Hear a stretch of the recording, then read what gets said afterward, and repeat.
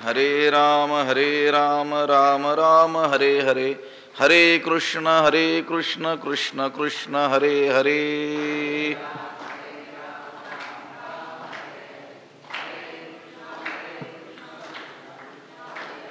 पुंडलीकवरदा हरी विठ्ठल श्री ज्ञानदेव तुकाराम, पंढरीनाथ भगवान की जय, माऊली ज्ञानेश्वर महाराज की जय, जगद्गुरु तुकाराम महाराज की जय। व्यामिश्रेणेव वाक्येन बुद्धिं मोहयसीव मे, तदेकं वद निश्चित्य येन श्रेयोऽहमाप्नुयाम्। नमामि सद्गुरुं शान्तं सच्चिदानन्दविग्रहं, पूर्णब्रह्मपरानन्दमीशमालन्दिवल्लभम्। नमो सद्गुरु तुकया ज्ञानदीपा, नमो सद्गुरु सच्चिदानन्दरूपा, नमो सद्गुरु भक्तकल्याणमूर्ति, नमो सद्गुरु भास्करा पूर्णकीर्ति। अखण्डमण्डलाकारं व्याप्तं येन चराचरं, तत्पदं दर्शितं येन तस्मै श्रीगुरवे नमः। जयांची केली स्मरण, होय सकळ विद्यांचे अधिकरण, तेची वंदू श्रीचरण श्रीगुरूंचे, ते नमस्कारोनी आता। व्यामिश्रेणेव वाक्येन बुद्धिं मोहयसीव मे, तदेकं वद निश्चित्य येन श्रेयोऽहमाप्नुयाम्। ग्रंथराज ज्ञानेश्वरीच्या 3ऱ्या अध्यायाचं चिंतन आपण करतो आहोत आणि या 3ऱ्या अध्यायातील 2ऱ्या क्रमांकाचा हा श्लोक आहे। या श्लोकाचा अन्वय आणि अर्थ एकदा आपण पाहूया। व्यामिश्रेण इव वाक्येन मे बुद्धिं मोहयसी इव तत् येन अहम श्रेयः आप्नुयाम, तत् एकम निश्चित्य वद। त्याचा अर्थ असा होतो, व्यामिश्रेण इव वाक्येन म्हणजे अत्यंत मिश्रित, परस्पर विरुद्ध अर्थांनी मिश्रित झालेले जे वाक्य आहे त्या वाक्याने मे बुद्धिं मोहयसी इव, माझ्या बुद्धीला जणू काही तू भ्रमात पाडित आहेस, भ्रमात पाडल्यासारखे करीत आहेस। म्हणून तू काय कर, ज्याने मी परम कल्याणाला प्राप्त होईल, येन अहम श्रेयः आप्नुयाम, ज्याने माझं काय होईल, कल्याण होईल, ज्या योगाने मी श्रेयाला प्राप्त होईल, परम कल्याणाला प्राप्त होईल, तत् एकम निश्चित्य वद, असं कोणतंही एक निश्चित मला काय कर सांग, एकच सांग। म्हणजे अर्जुनाच्या बोलण्याचा उद्देश की एकतर ज्ञान सांग किंवा मग निष्काम कर्म सांग। तू काय केलेलं आहेस, ज्ञानाचंही महत्त्व सांगतोस आणि मला कर्म करायचंही सांगतोस। तुझ्या त्या परस्पर विरुद्ध अशा बोलण्यानं, संदिग्ध अशा त्या भाषणानं माझ्या बुद्धीला जणू काय झालेलं आहे, भ्रम किंवा भ्रमात पाडल्यासारखं तू करत आहेस। तर ज्या योगे मी श्रेयाला प्राप्त होईल, माझं काय होईल, कल्याण होईल, असं कोणतंही एक निश्चित मला सांग।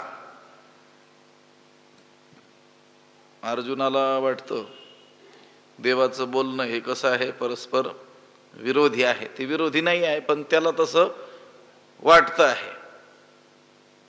भगवंतानं ज्ञानाचं महत्त्व जे सांगितलेलं आहे तेही योग्यच आहे, आणि ह्याला कर्म करायचं जे सांगितलेलं आहे तेही योग्यच आहे।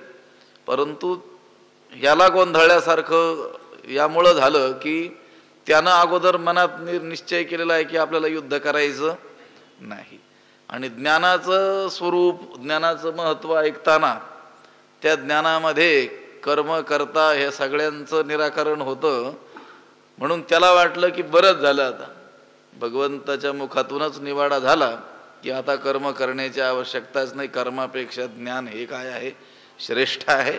त्या ज्ञानातच स्थित राहिलेलं बरं, परंतु मला मात्र कर्म करायचं सांगतोय, त्याच्या बुद्धीचा गोंधळ झाल्यासारखं झालेला आहे. म्हणून तो म्हणतो, परस्पर विरुद्ध अर्थांनी मिश्रित झालेले जे वाक्य आहेत, तुझे संमिश्र असे संदिग्ध असे वाक्य आहेत, त्याने माझ्या बुद्धीला जणू काय झालेलं आहे भ्रम निर्माण. तू भ्रमात मला पाडल्यासारखं झालेलं आहे. तरी ज्या योगी मी परमकल्याणाला श्रेयाला प्राप्त होईल असं कोणतंही एक, तद एकम वद निश्चित्य, काय कर निश्चित मला एकच काय कर सांग. देवा तुवाची ऐसे बोलावे, तरी आम्ही नेणती काय करावे. आता संपले म्हणोपा आघवे विवेकाचे. देवा तुवाची ऐसे बोलावे, तरी आम्ही नेणती काय करावे. आता विवेकाचे आघवे संपले म्हणपा. हे देवा, तुवाची ऐसे बोलावे, तू जर असं बोलू लागलास, संदिग्ध बोलू लागलास, घोटाळा करणारं बोलू लागलास, तर मग तरी आम्ही नेणती काय करावे. मग आम्ही जे आज्ञ लोक आहोत, आमच्यासारख्या आज्ञांनी काय करावं. तू एवढा ज्ञानी आहेस आणि तुझ्यासारख्यांनीच जर असं बोलावं तर आमच्यासारख्या अज्ञान्यांनी काय करावं. आता विवेकाचे आघवे संपले म्हणपा. जर तू असं बोलशील घोटाळ्यात टाकणारं, तर तुझ्या या उपदेशानं विवेकाचं म्हणजे विचाराचं काम पूर्णपणे संपलं आहे असंच आता आम्ही म्हणतो आहोत. मग तो देवाला असं टोचून बोलतोय. तू जर असं बोलशील भ्रमात टाकणार, तर मग विचार संपुष्टातच आले म्हणून समजायचे. मग आम्ही विचार प्राप्त व्हावेत यासाठी कुणाकडे बघावं. तुझ्याकडं मोठ्या आशेनं बघावं की तुझ्याकडून आम्हाला विवेक प्राप्त होईल, विचार प्राप्त होईल, ठाम असा काहीतरी निर्णय तू सांगशील आणि त्याप्रमाणे आम्ही मग करू. तर तूच जर भ्रमात टाकणारं बोलू लागलेला असशील तर विवेकाची गोष्टच संपुष्टात आली म्हणून समजायची. तू तर देव आहेस ना. देवा तुवाचे ऐसे बोलावे. तू देव आहेस म्हणून कसा आहे, सर्वज्ञ आहेस. देव धातूचा अर्थ प्रकाशने, प्रकाशमान ज्ञान स्वरूप तू आहेस.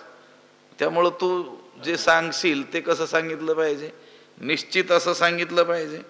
आता तूच असं बोलावं, असं म्हणजे संशय उत्पादक, घोटाळ्यात टाकणार, दुटप्पी, विरोधात्मक असं जर बोलावं तर मग आम्ही नेणती काय करावे, आमच्यासारख्या आज्ञांनी काय करावे. तूच असं बोलावंस. तू देव आहेस, सर्वज्ञ आहेस, ज्ञानी आहेस, आणि तू जर असं दुटप्पी बोलू लागला, विरोधात्मक बोलू लागला तर मग कसं जमेल. हे बघ, योगस्थ कुरु कर्माणी असं सांगितलं आणि पुन्हा लगेच दूरेण ह्यवरं कर्म असंही सांगितलं. विरोधात्मक झालं की नाही अर्जुनाच्या दृष्टीनं. कर्म कर असंही म्हणतो आणि दूरेण ह्यवरं कर्म, कर्म ही कशी आहेत, निकृष्ट आहेत, त्या ज्ञानापुढं असं देखील काय करतोस, सांगतोस. पुन्हा जीवनमुक्ताची म्हणजे त्या स्थितप्रज्ञाची काय केली, लक्षणेही सांगितली की ज्यांच्या ठिकाणी कोणतंही कर्म शेष राहतच नाही, शिल्लकच राहत नाही. असं कुठे कर्माची प्रशंसा केली तर कुठे काय केली, ज्ञानाची प्रशंसा केली. स्वल्पमप्यस्य धर्मस्य त्रायते महतो भया. आता इथं काय केलं, कर्माची प्रशंसा केलेली आढळून येते आपल्याला. त्या निष्काम कर्मरूप जो धर्म आहे त्याचं थोडं देखील पालन केलं तरी महान भयापासून काय होतं, रक्षण होतं. तर कुठे काय केली, ज्ञानाची प्रशंसा केली. विहाय कामान्य सर्वान पुमांश्चरती पुरुष किंवा सशांतीमध्ये गच्छती म्हटलं. आता त्यामुळं अर्जुनाचं मन काय झालं, द्विधा अवस्थेत झालं. त्या भगवंताच्या परस्पर विरोधी वाक्यांचा समन्वय अर्जुनाच्या लक्षात आलेला नाही. म्हणूनच त्याला हे भगवंताचं बोलणं कसं वाटलं, दुटप्पी असं वाटलं. आणि हे अर्जुनाच्या लक्षात न आल्यामुळंच तो देवाला असं बोलतोय की देवा तुवाची ऐसे बोलावे, तरी आम्ही नेणती काय करावे. तू देव आहेस, सर्वज्ञ आहेस, आणि तूच जर असं परस्पर विरोधी बोलू लागलास तर मग आम्ही जी अज्ञानी मंडळी आहोत आमच्यासारख्यांनी काय करावं. आता संपले म्हणोपा गवे विवेकाचे. आता विवेकाचं विचाराचं काम या जगातलं संपलंच म्हणावं असंच आम्हाला काय वाटतंय, असंच म्हणावं वाटतं आहे. आता संपले म्हणो पहा गवे विवेकाचे. तू हे जे बोललास, हा जो मला उपदेश केलास, आता ह्याला जर उपदेश म्हणावं, हा जर सदुपदेश असेल तर मग वेडेपणा कसा असतो म्हटले. याला जर उपदेश म्हणावं, हा तर खरं काय आहे, वेडेपणा दिसतो तुझ्या बोलण्यात. आणि याला तुझ्या बोलण्याला जर उपदेश म्हणावं तर वेडेपणा तो कुठला असतो म्हणे. आता आमची आत्मज्ञान प्राप्तीची हौस चांगलीच पुरली म्हणायची. लक्षात, तुझ्याकडे आम्ही कोणत्या दृष्टीनं पाहावं, याच्याकडून आम्हाला काय मिळेल, ज्ञान मिळेल. आणि तूच असा वेड्यासारखं काय करतोय, बोलतोय. हा गा उपदेश जरी ऐसा तरी अपभ्रंशुतो कैसा, आता पुरला आम्हा दिवसा आत्मबोधाचा. हा गा ऐसा जरी उपदेशू तरी अपभ्रंशुतो कैसा, आता आम्हा आत्मबोधाचा दिवसा पुरला. हा गा, अरे ऐसा जरी उपदेशू, अशा प्रकारचा हा उपदेश असेल तरी अपभ्रंशुतो कैसा, यापेक्षा वेडेपणा तो कसा असतो म्हटले. तर भ्रांती निर्माण करणारा उपदेश आणखी यापेक्षा वेगळा कसा असतो. हा जर तुझा काय असेल, सदुपदेश असेल, तर यापेक्षा वेडेपणा वेगळा असतो काय. आता आम्हा आत्मबोधाचा दिवसा पुरला, आता आमची आत्मबोध प्राप्तीची उत्कट इच्छा चांगलीच पूर्ण झाली म्हणायची म्हटले. आमची आता ज्ञानप्राप्तीची हौसच पूर्ण झाली म्हणायची. असं तो काय करतोय, देवाला असं टोचून बोलल्यासारखं बोलतोय. हा गा उपदेश जरी ऐसा तरी अपभ्रंशतो कैसा. अपभ्रंश म्हणजे भ्रम, अधोगती. याच्यापेक्षा भ्रम काही वेगळा असतो काय. तुझं हे सगळं बोलणंच भ्रमात टाकणार आहे. आणि तुझ्या या बोलण्याला जर उपदेश म्हणावं, विवेक ज्ञान असं म्हणावं, तर मग भ्रम वेगळा काय असतो का याच्यापेक्षा. आता अर्जुनाचं मनोगत असं आहे की तो म्हणतोय, मी भगवंताला जो शरण आलेलो आहे तो किंकर्तव्य मूढ झालो त्यामुळं आलेलो आहे. काय करावं आणि काय करू नये याचा विवेक मला राहिलेला नाही, म्हणून मी ह्याला काय झालो, शरण आलेलो आहे. तेव्हा यानं उपदेश असा केला पाहिजे की ज्या योगे माझं निश्चित काय होईल, कल्याण होईल, श्रेय कशात आहे हे मला कळेल, मनाला माझ्या काय होईल, शांती प्राप्त होईल. मग त्याला उपदेश म्हटलं जावं की ज्या योगे काय होईल, मनाला स्वास्थ्य प्राप्त होईल, शांती समाधान काय होईल, प्राप्त होईल, त्याला काय म्हणावं, उपदेश म्हणावं. पण हा जो उपदेश करतोय त्याने मला तर मनस्वास्थ्य प्राप्त झालं नाहीच, परंतु काय झालं, माझं मन आणखी काय झालं, विचलित झालं, आणखी भ्रमित झालं. काय करावं आणि काय करू नये हे तर मला अगोदर कळत नव्हतं, ते आणखी अविवेक माझा काय झाला, वाढला. ह्या देवाला विचारल्या म्हणून तो म्हणतो, आता पुरला आम्हा दिवसा आत्मबोधाचा, आता आमची आत्मज्ञान प्राप्तीची हौस चांगलीच पूर्ण झाली म्हणायची. हा गा उपदेश जरी ऐसा तरी अपभ्रंशतो कैसा, आता पुरला आम्हा दिवसा आत्मबोधाचा. अरे देवा, आम्ही ज्ञान प्राप्ती करता तुला विचारलं तर तूच असं भ्रमात टाकणारं बोलतो आहेस. बोललं कसं पाहिजे म्हणे, सांगितलं कसं पाहिजे, उपदेश कसा केला पाहिजे, अर्जुन देवाला सांगतो. आता तू असं सांगायला पाहिजे होतं म्हणे. लक्षात आलं का. उदाहरणं देतो. वैद्य पथ्य वारुणी जाय, मग जरी आपणची विष सुये, तरी रोगिया कैसेनी जिये सांगे मज. वैद्य पथ्य वारुणी जाय, मग जरी आपणची विष सुये, तरी रोगिया कैसेनी जिये मज सांगे. वैद्य पथ्य वारुणी जाय. वैद्य पथ्य सांगून गेला. पथ्य म्हणजे रोग्यानं काय खावं काय खाऊ नये हे त्याला सांगून गेला. आणि मग जरी आपणची विष सुये, आणि नंतर त्या वैद्याने स्वतःहून त्या औषधातूनच त्या रोग्याला काय दिलं, विष दिलं, तरी रोगी कैसी, तो रोगी कसा जगेल. रोगी कैसीने जे सांगे मज, तर तो रोगी कसा जगेल सांग बरं मला. वैद्य आला, त्या रोग्याला तपासलं, काही औषधं दिली आणि त्याबरोबर पथ्यही सांगितलं. पथ्य म्हणजे हितकारक आणि अपथ्य म्हणजे अहितकारक. पथ्य शब्दाचा अर्थ हितकारक म्हणजे काय, त्यानं सेवन केलं पाहिजे, ह्याला काय म्हणतात पथ्य. आणि अपथ्य म्हणजे त्यानं काय टाळलं पाहिजे, त्याला काय म्हणतात अपथ्य. आपण ते पथ्य शब्द अपथ्य या अर्थात उपयोग होतात. लक्षात आलं की एखादी वस्तू खायची नसेल तर आपण काय म्हणतो, मला काय आहे याचं अपथ्य म्हटलं पाहिजे. अहो ती कोण मुलं आहेत ती सांगा ना. अहो रवी भाऊ झोपले काय ते विषय.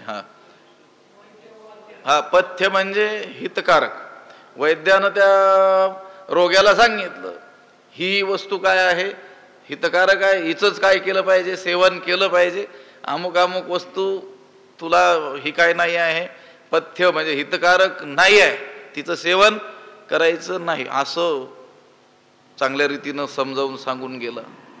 आणि नंतर स्वतःच त्यानं काय केलं, त्या रोग्याच्या त्या अन्नातून म्हणा किंवा त्या औषधातून म्हणा काय केलं, विष त्याला दिलं. तर तो रोगी जगेल का, हे तुझं वागणं हे असं झालेलं आहे म्हटले. वैद्यपथ्य वारोणी जाय विवरण करून सांगितलं, त्यानं स्पष्ट करून सांगितलं.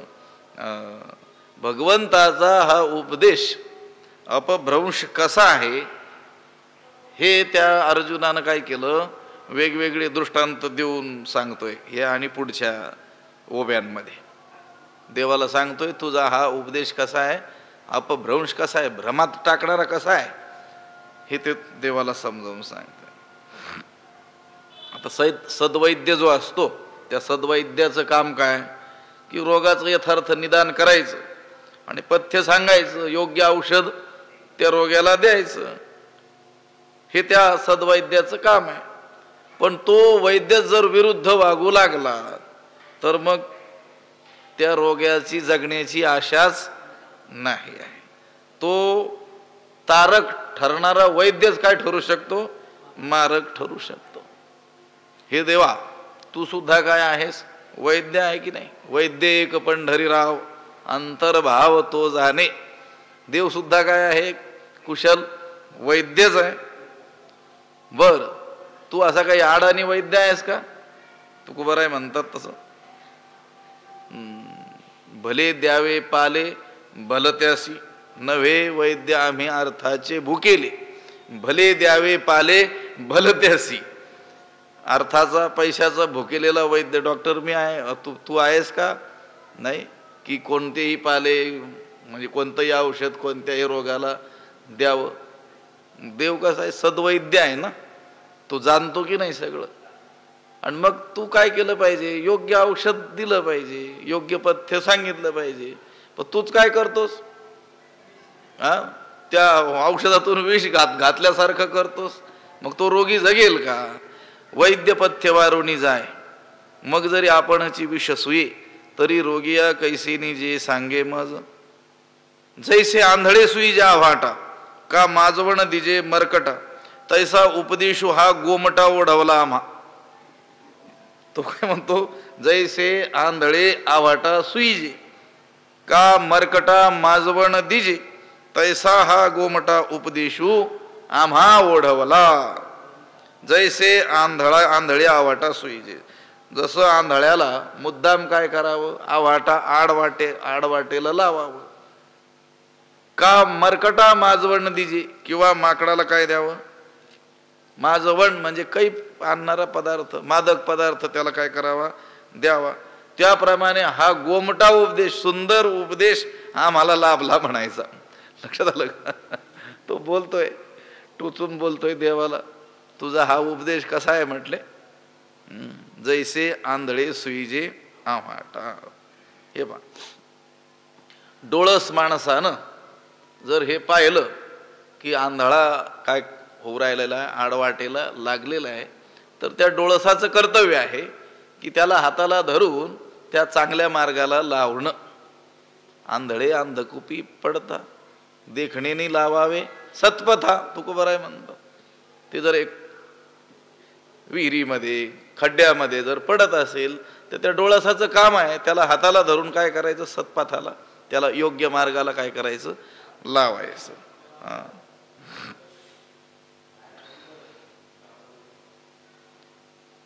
हे त्या सज्जनाचं काय आहे, काम आहे. पण एखाद्या माणसानं तो आंधळा चांगल्या मार्गाने चाललेला असताना त्याला हाताला धरून कोणत्या मार्गाला लावलं, आडवाटेला लावलं. आंधळे सुईजे आव्हाटा. मग तो योग्य स्थानी जाईल का तो आंधळा? नाही जाणार. त्याला आधीच तो आंधळा आहे, त्याला मार्ग दिसत नाही आहे. तो जर चुकला तर त्याला चांगल्या मार्गाला लावणं आपलं काम असताना आपणच त्याला मुद्दाम काय करावं, आडवाटेला लावावं. का माजवण दिजे मरकट, किंवा त्या माकडाला मादक प्यायला द्यावं. ते अगोदरच ते चंचल आहे, लक्षात आलं. ते सगळ्या चंचल पदार्थाचं वर्णन करताना त्याचं माकडाचं वर्णन आलं. मनो मधु करो मेघो मानिनी मदनो मरुत मा मदो मरकटो मत्स्यो मकारा दश चंचला. म अक्षरानं सुरुवात होणारे हे 10 पदार्थ काय आहेत, अतिशय चंचल आहेत. माकड काय आहे, अतिशय चंचल. एका जागी ते स्वस्थ बसत नाही. त्याच्यात त्याला काय दिलं, मादक पेय, मद्यपान. लक्षात आलं, पाजलं कोणीतरी. अहो चांगला स्वस्थ असणारा माणूस त्याला जर मादक पदार्थ दिला तर तो माकडासारखा करतो. मग माकडाला मादक पदार्थ पाजला तर ते कसं करील. आणखी एक श्लोक आहे त्या साहित्यामध्ये, सुभाषित म्हणून प्रसिद्ध आहे ना एक श्लोक. अगोदरच ते काय, माकड मर्कटस्य सुरापान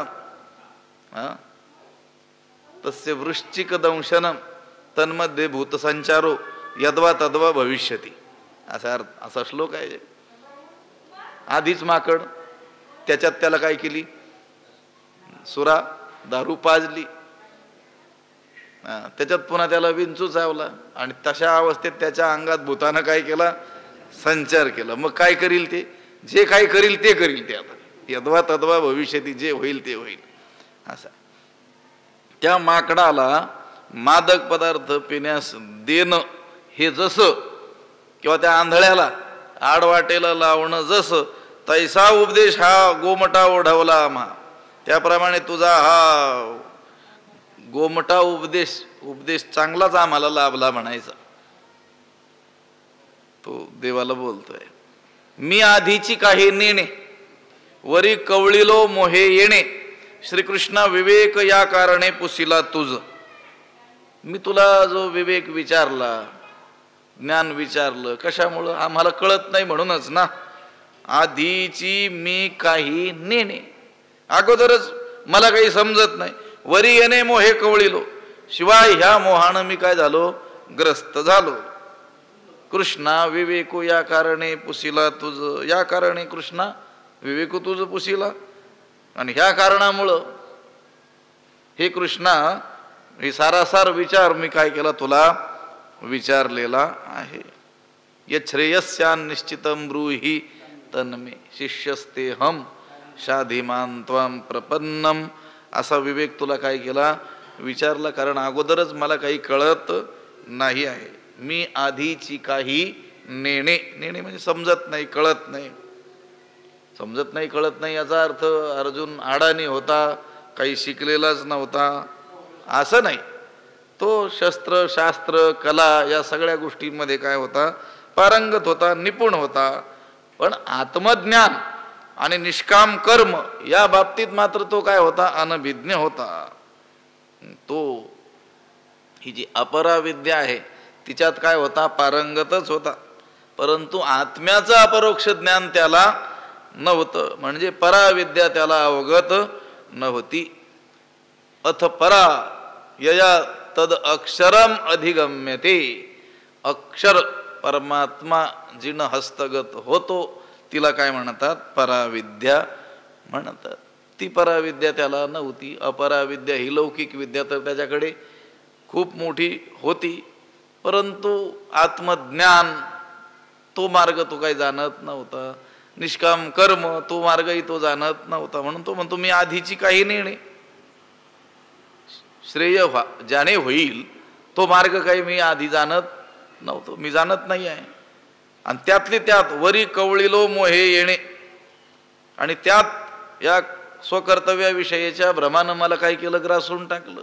येणे मोहे कवळीलो, मोह शब्दाचा अर्थ आहे उलट दिसणं, शोभन अशोभन, सत्य असत्य, नित्य अनित्य, आत्मा अनात्मसु विपर्यय हा मोह. जे जसं आहे ते न दिसता कसं दिसतं, उलट दिसतं, भ्रम. आणि ह्या भ्रमानं मी काय झालेलो आहे, ग्रासल्या गेलेलो आहे. अगोदरच मला काही कळत नाही, त्यात या भ्रमानं मी ग्रासल्या गेलेलो आहे. याकरिता हे कृष्णा मी तुला काय केलेलं आहे, विवेक विचारलेला आहे. तो विवेक तुझ्याकडे आहे म्हणून मी तुझ्याकडे आलेलो आहे. आणि असं असताना तू आम्हाला काय केलं पाहिजे, चांगल्या रीतीचा उपदेश केला पाहिजे. या भ्रमातून आम्हाला बाहेर काढलं पाहिजे, मोहातून आम्हाला बाहेर काढलं पाहिजे. पण तुझं पाहावं तर एक एक काय नवलच म्हटले. तव तुझी एक एक नवाई, एथ उपदेशा माझी गोवाई, तरी अनुसरली या काही ऐसे कीजे, तव तुझी एक एक नवाई, एथ उपदेशा माझी गोवाई, तरी अनुसरलिया ऐसे कीजे काही. पण तुझं पाहावं तर एक एक काय आहे, नवलच आहे. एक एक काय आहे, आश्चर्यच आहे. एथ उपदेशा माझी गोवाई, या तुझ्या उपदेशामध्ये तर सर्व काय दिसतो आम्हाला, गुंताडाच दिसतो, सर्व गुंतागुंतच दिसते. गोवाई गुंतागुंत घोटाळाच दिसतो. तरी अनुसरलिया ऐसे कीजे काही, तुझं अनुसरण ज्यांनी केलं, तुला शरण जे आले, तुझ्या मागे जे लागलेले आहेत, तू त्यांचं असं करावं का. आम्ही तुझ्या पाठीशी जे लागलो, तुला जे शरण आलो, आम्ही जे तुझे शरणागत आहोत, त्या आमच्याशी तू असं करावं का. असं करावं म्हणजे हे असं उलट सुलट सांगावं का त्यांना. कसं सांगावं, सरळ सांगावं, त्यांचं कल्याण ज्यानं होईल असं कोणतं तरी निश्चित एक साधन सांगावं. आम्हाला अगोदर काही कळत नाही, त्यात भ्रमानं आम्ही वेढल्या गेलेलो आहोत, मोहाने वेढल्या गेलेलो आहोत. म्हणून तू आम्हाला काहीतरी विवेक विचार सांगशील, ज्ञान देशील, यासाठी तुला आम्ही विचारलं. तर तुझं पाहावं तर एक एक काय दिसतं आम्हाला, नवलच दिसतं. हा जो उपदेश करतो आहेस, या उपदेशात सर्व गुंतागुंतच आम्हाला दिसते आहे. नेमकं काय करावं हेही आम्हाला काही सुचत नाही. तर माणसानं आपलं अनुसरण करणाऱ्या सोबत असं वागावं का. एखादा आपल्याला शरण आलेला आहे, आपल्याला मार्ग विचारतो आहे, आपल्या मागे लागलेला आहे, तर अशा व्यक्तीशी असं वागणं योग्य आहे का. तो देवालाच काय करतोय, बोलतोय. आम्ही सर्व भावे तुझं काय करतो, अनुसरण करतो. तुझ्या बोलण्यावर काय ठेवतो, विश्वास ठेवतो. मग अशा आमच्याशी तू असं वागणं योग्य आहे का. नाही. आम्ही तनु मनुजीवे, तुझ्या बोला ओटंगावे, आणि तुवाची ऐसे करावे तरी सरले म्हणे. आम्ही तनु मनुजीवे, तुझ्या बोला ओटंगावे, आणि तुवाची ऐसे करावे तरी सरले म्हणे. आम्ही तनु मनु जीवे म्हणजे शरीरानं, मनानं आणि जीवानिशी, प्राणानं तुझ्या बोला ओटंगावे, तुझ्या वचनावर अवलंबून राहावं, आणि तुवाची ऐसे करावे, आणि तूच असं भलतच करावंस तरी सरले म्हणे. तर सर्व संपलंच म्हणायचं म्हटले, सर्व आटोपलंच म्हणायचं. आम्ही तुझ्या बोलण्यावर सर्वस्वी विसंबून राहतो. तनु मनु जीवे, आम्ही तुला जे शरण आलो आहोत, तुझ्यावर आमचा जो विश्वास आहे, तुला जे आम्ही अनुसरतो आहोत, हे काया वाचा मने करून तुझं अनुसरण आम्ही करतो आहोत. केवळ वरवर असं आम्ही म्हणत नाहीत की हे देवा आम्ही तुला शरण आलेलो आहोत. केवळ मौखिक शरणागती नाही, तर सर्व भावे करून आम्ही तुला काय झालेलो आहोत, शरण आलेलो आहोत. तनु मनु जीवे, म्हणतो की नाही अर्जुन, तू गुरुबंधू पिता, तू आमुची इष्टदेवता, तूची सदा रक्षिता आपदी आमुते. तूच आमचा गुरु आहेस, बंधू आहेस, पिता आहेस, आमची इष्टदेवता देखील कोण आहे? तूच आहेस. सदा सर्व काळ आपत्तीतून संरक्षण करणारा देखील कोण आहेस? तूच आहेस. असं तनु मनु जीवे, शरीर मन जीवाने तुझ्या बोलण्यावर आम्ही विश्वासून राहावं, विसंबून राहावं. आणि तूच जर आम्हाला असे भ्रमात पाडतो आहेस तरी सरले म्हणे, तर सर्व काही संपलंच म्हणायचं. आता ऐसिया परिबोधिसी तरी निके आम्हा करीसी, येत ज्ञानाची आस कायसी अर्जुन म्हणे. आता ऐसिया परिबोधिसी तरी आम्हा निके करीसी, येत ज्ञानाची आस कायसी अर्जुन म्हणे. आता ऐसिया परिबोधिसी, पुन्हा उपहासानं बोलतोय, उपरोधानं काय करतोय अर्जुन? देवाला बोलतोय. आता याप्रमाणे जर तू उपदेश करू लागलास तरी आम्हा निके करीसी, तर आमचं चांगलंच कल्याण करतो आहेस. लक्षात आलं का? उपहास करतोय तो देवाचा. उपरोधानं काय करतोय? बोलतोय. आता अशाच प्रकारचा उपदेश जर करणार असशील तर आमचं चांगलंच हित करणारा तू आहेस. येत ज्ञानाची आस कायसी अर्जुन म्हणे. अर्जुन म्हणतो आता येथे ज्ञानाची आशा कशाला धरायची म्हणते. आता याच्याकडून आपल्याला ज्ञान प्राप्त होईल, अशा स्थितीत ज्ञानाची आशा कसली? ज्ञान मिळालंच म्हणून संपलं. आता ऐसिया परिबोधिसी, ऐसिया परी म्हणजे अशा रीतीनंच, अशा संदिग्ध दुटप्पी रीतीनं जर तू सांगत राहिलास तर मग आमचं चांगलंच कल्याण करतो म्हणायचं. हे अर्जुनाचं बोलणं जे आहे हे कसं आहे? उपरोधिक आहे. इथं ज्ञानाची आस कायसी अर्जुन म्हणे. आस म्हणजे आशा. आता ज्ञानाची आशाच करायला नको. ज्ञानाने काय होतं? आत्यंतिक कल्याण होतं. पण ते आत्यंतिक कल्याण करणारं ज्ञान, त्या ज्ञानाची आशाच आता धरायला नको. कारण हा जर असाच उपदेश करणार असेल तर मग आपलं चांगलंच झालं म्हणायचं. आता ऐसिया परिबोधिसी तरी निके आम्हा करीशी, आमचं चांगलंच हित करणार तू आहेस. इथं ज्ञानाची आस कायसी अर्जुन म्हणे. आता येथे ज्ञानाची आशा कशाची?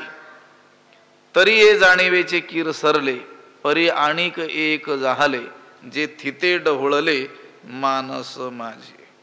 तरी ये जाणीवेचे कीर सरले, ये जाणीवेचे तरी कीर सरले, परी आणिक एक असे जाहले, जे माझे हे थिते मानस ढवळले. तरी कीर सरले, या जाणीव म्हणजे ज्ञान. या ज्ञानाचं तर खरोखर आता संपलंच म्हणून समजायचं. या ज्ञानाचं काम खरोखरच संपलं आहे.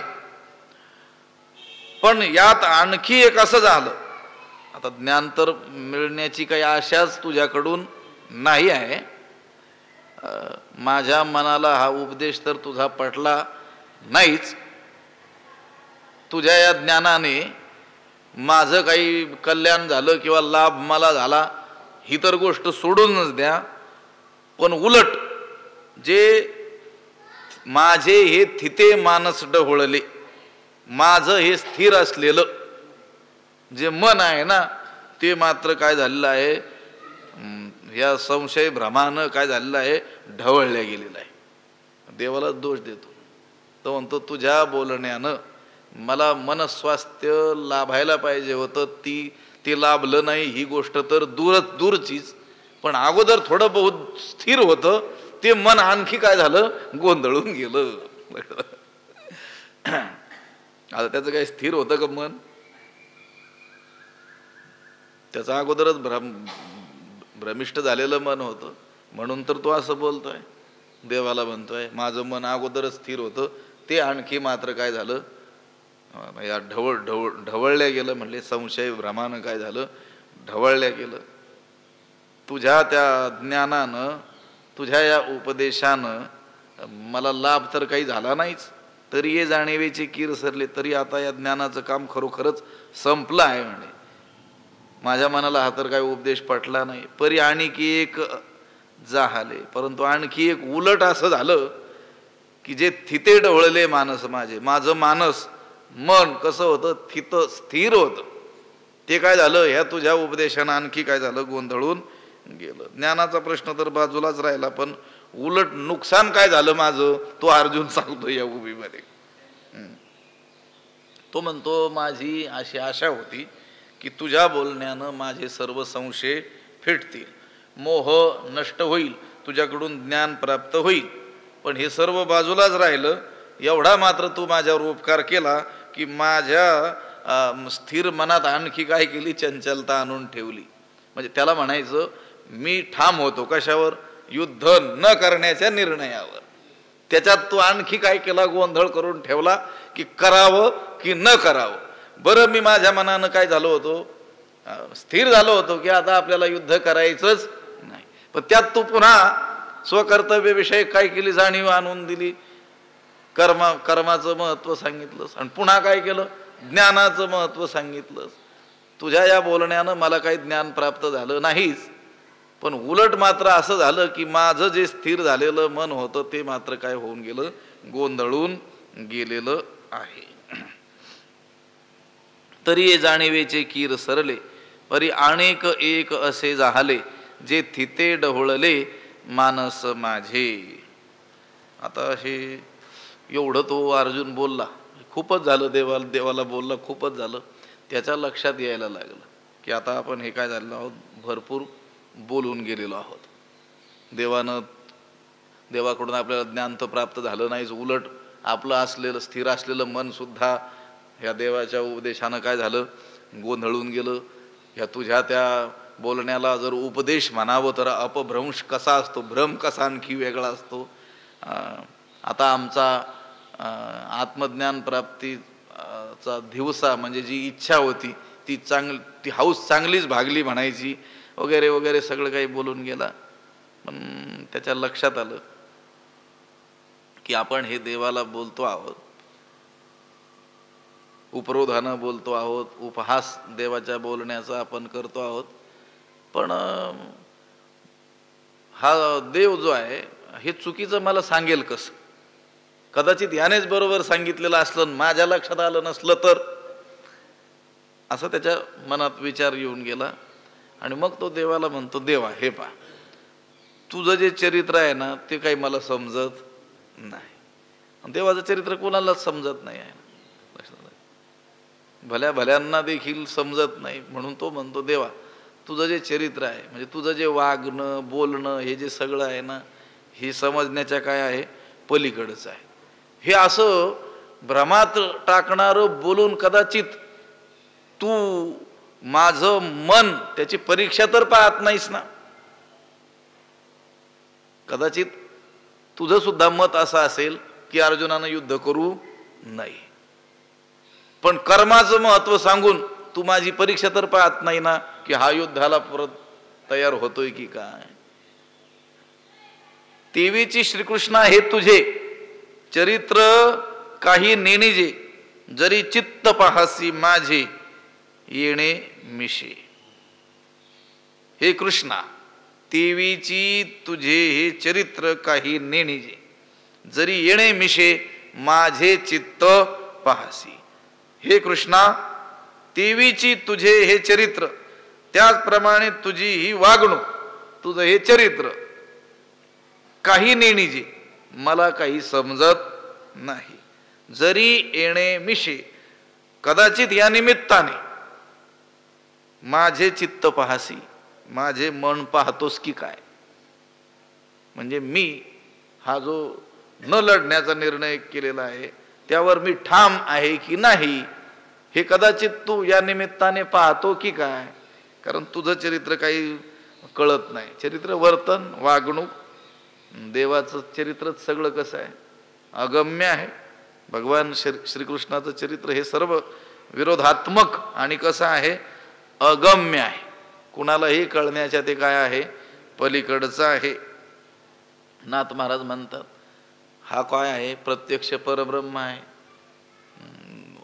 संत म्हणतात त्याप्रमाणे परब्रह्म निष्काम तो हा गवळिया घरी म्हणजे परब्रह्म आहे.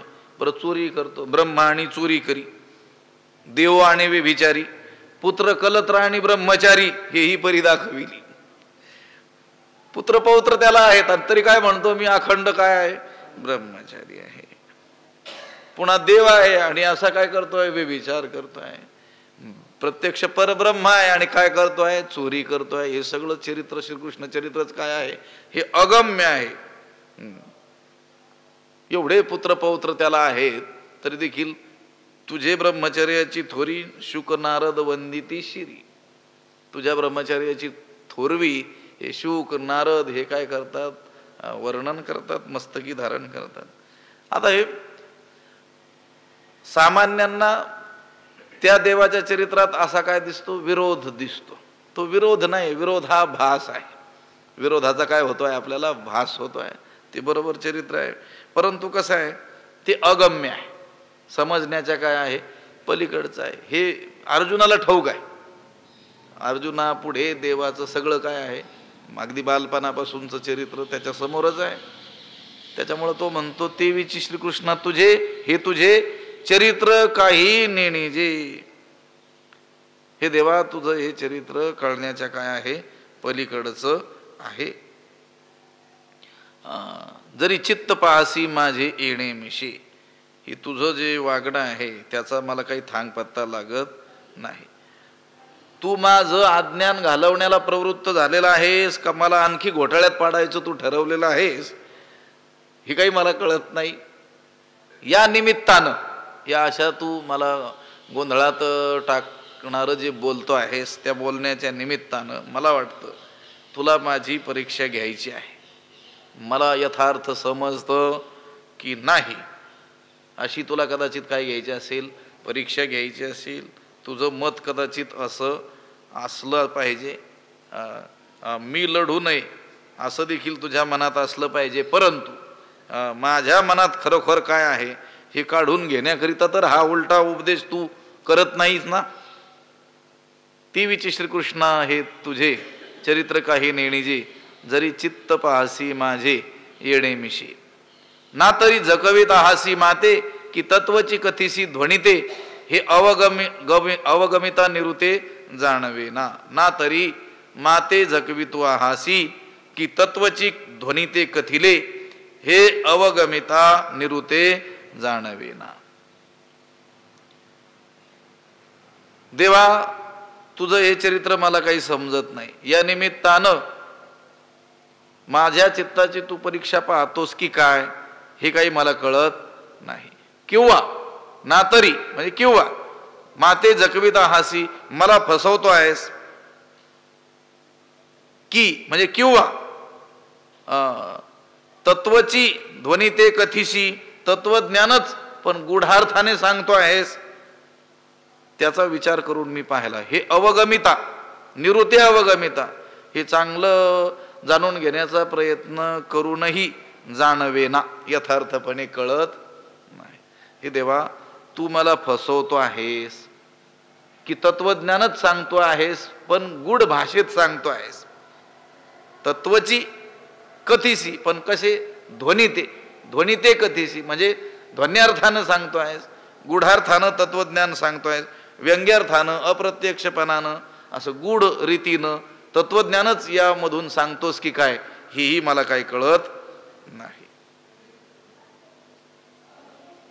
तू कदाचित तत्वज्ञानच सांगत असशील पण सोप्या भाषेत न सांगता कदाचित अशा गूढ भाषेत उलट सुलट बोलून सांगत असशील, काय सांगता येत. अनेक वेळेस काय होत असतं, जे प्रमेय आहेत सिद्धांत आहेत ते सरळ शब्दात न सांगता कठीण भाषेत किंवा कूट भाषेत काय केले जातात, सांगितले जातात. जे महत्वाचे सिद्धांत असतात ते अनेक वेळेस सरळ सरळ न सांगता पारिभाषिक जे शब्द त्या शास्त्राचे पारिभाषिक शब्द त्या शब्दांची योजना करून ते सिद्धांत सांगितले जातात. कदाचित तुला तत्वज्ञानच मला सांगायचंय की काय, पण ह्या अशा रीतीनं उलट सुलट रीतीनं सांगतोस हेही मला कळायला काही मार्ग नाही. म्हणून देवा आता हे गुडार्थानं तू काही बोलू नकोस. मला जे सांगायचं ते कसं सांग. स्पष्ट भाषेमध्ये मला तू सांग. म्हणून ऐके देवा हा भावार्थ आता न बोलावा, मज विवेक सांगावा मराठाजी. म्हणून हे देवा ऐक, आता यापुढे तू गुढार्थाने काही बोलू नकोस, मला कळेल अशा भाषेमध्ये काय कर, स्पष्ट विचार तू सांग. पुंडलिक वरदा हरिविठ्ठल श्री ज्ञानदेव तुकाराम पंढरीनाथ भगवान की जय. माऊली ज्ञानेश्वर महाराज की जय. विठ्ठल विठ्ठल विठ्ठल विठ्ठल विठ्ठल. पुंडलिक वरदा हरिविठ्ठल श्री ज्ञानदेव तुकाराम पंढरीनाथ भगवान की जय. माऊली ज्ञानेश्वर महाराज की जय. आता विश्वात्मके देवे येणे वाग्यज्ञे तोषावे, तोषोनी मज द्यावे पसाय दान हे. जे खळांची व्यंकटी सांडो तया सत्कर्मी रती वाढो, भूता परस्परे पडो मैत्र जीवांचे. दुरितांचे तिमिर जावो विश्व स्वधर्म सूर्ये पाहो, जो जेवांशील तो तेला हो प्राणीजात. वर्षत सकळ मंगळी ईश्वर निष्ठांची मांदियाळी, अनवरत भूमंडळी भेट तू या भूता. चला कल्पतरूंचे आरव चेतना चिंतामणीचे गाव, बोलते जे अर्णव पियुषांचे. चंद्रमे जे अलांछन मार्तंड जे तापहीन, ते सर्वाही सदा सज्जन सोयरे हो तू. पूर्ण होवणी तिही लोकी भजिजो आदि पुरुखी अखंडित, आणि ग्रंथोपजीविये विशेषी लोकीये. दृष्टादृष्ट विजय होवा वेजी, एथ म्हणे श्री विश्वेश्वरावो हा होईल दान पसावो. येणे वरे ज्ञानदेवो सुखिया झाला, येणे वरे ज्ञानदेवो सुखिया झाला, येणे वरे ज्ञानदेवो सुखिया झाला. पुंडलिक वरदा हरिविठ्ठल श्री ज्ञानदेव तुकाराम पंढरीनाथ भगवान की जय. माऊली ज्ञानेश्वर महाराज की जय.